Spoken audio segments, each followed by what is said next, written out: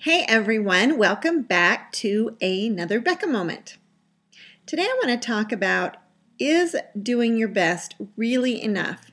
Is that all it really takes to fulfill your divine purpose and destiny? You know, I absolutely believe that it is. But what does your best consist of?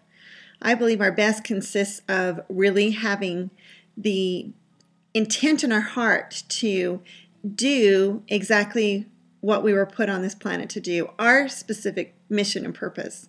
And I believe that if we do that, and every day we're trying to be a little bit better, we're studying, whatever it is that we feel drawn to and passionate to, and we are coming from a place of gratitude and love. I mean, really genuinely caring about others as much as ourselves, that no matter what the results look like, that we will be exactly where we're supposed to be with the results that we're supposed to have for our highest and greatest joy.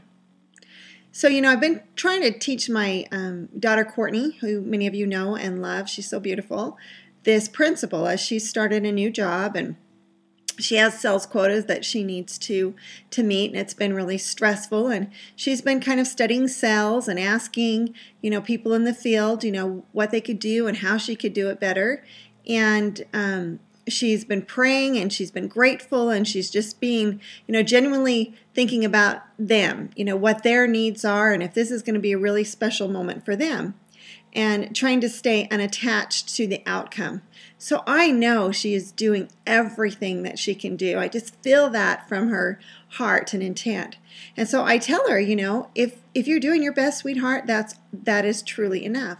And she said, but if I don't quite meet my numbers, I'll get fired, and then what? And I believe with all my heart that if she got fired and she was doing her very best, then she was supposed to be somewhere else.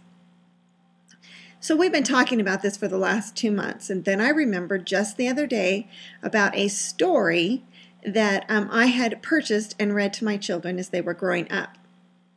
Now, Courtney is 20, so, it's been at least 15 years since I've actually seen the book or read it. So, if you find it, and some of my details are a little bit off, I'm not so worried about that because the content and the message I am very clear on. So it's about an emperor in China, and he is looking for a successor. I'm sorry, my contacts are really bothering me. So he's looking for a successor for his kingdom, and he wants to choose that successor from the children. So he calls all the children in the land together, and he makes this big, huge announcement, and everybody is so super excited to think that they might be the next emperor, and the parents are equally as excited too. So the emperor says, I have decided how to choose the next emperor. And what I'm going to do is I'm going to give every child in the kingdom a seed. And you'll take the seed and you'll do the very best you can to grow the seed. And whoever grows the best, most beautiful plant will win. So everybody goes home and they're so excited to grow the perfect plant. So now the story focuses in on Ping. And Ping is one of the children in the kingdom, and he goes home and he does his very best. He pours his heart and soul into growing this seed, and he gives it water, and he makes sure it gets sun, but of course not too much water, and he fertilizes the dirt, and he, digs around it and everything. Only the seed is not growing, and the days are passing, and he is so earnestly trying to grow this seed. Well, months pass, and it's time to present the plant to the emperor. All the children around him are so excited because they have these big, beautiful plants to take. And now is the day, and they're rushing to the king to show him what they have grown. Ping, however, is sitting down, slumped over, with his head hanging low. And his father says, Ping, what are you doing? You should take your pot and you should be at the palace. And he says, Father, I cannot go to the palace with an empty pot. That would be an insult to a king and so embarrassing for me to do that. His father says, Ping, didn't the emperor say to do your very best? Well, yes, Father, he did. Did you not do your very best, Ping? Yes. Did you water it and give it sun and all of those things? Well, yes. So you did your very best. Yes, Father, I did my very best. My best wasn't good enough. Yes, son, your best is always good enough. So he convinces Ping to take his empty pot to show to the emperor. Well, Ping is on the road with all the other excited children, and the other excited children can hardly hold their pots because their plants are so big and so beautiful. And they look at Ping and they say, Ping, you can't be serious that you're going to take that to the emperor and show him. He will be insulted. You'll look like an idiot. And Ping says, I know, but my father says to take my best. So he goes, and now there's hundreds of little children, all with their pots and their plants, so proud, except for Ping. Now the king, or the emperor, he starts going down the rows of children, and he's like, yes, very beautiful, very nice. And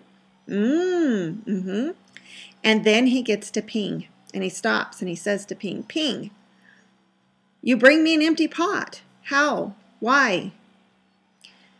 Ping said, well, Emperor, you said to do my very best and bring my very best. And this is my very best.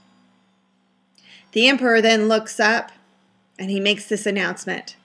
I have chosen the next emperor from among you all. And everybody, especially the ones with the most beautiful plants, they're so excited. Will it be me? Will it be me? And then he says, our new emperor will be Ping. Everybody, including Ping, is completely shocked. Everybody's just looking like, how can this be? And then the emperor says, I gave every seed to every child, and each of the seeds were dead, unable to grow anything. Where you got your seeds, I do not know. But Ping, I know his seed. So see, trust that if you're doing your best, it's enough.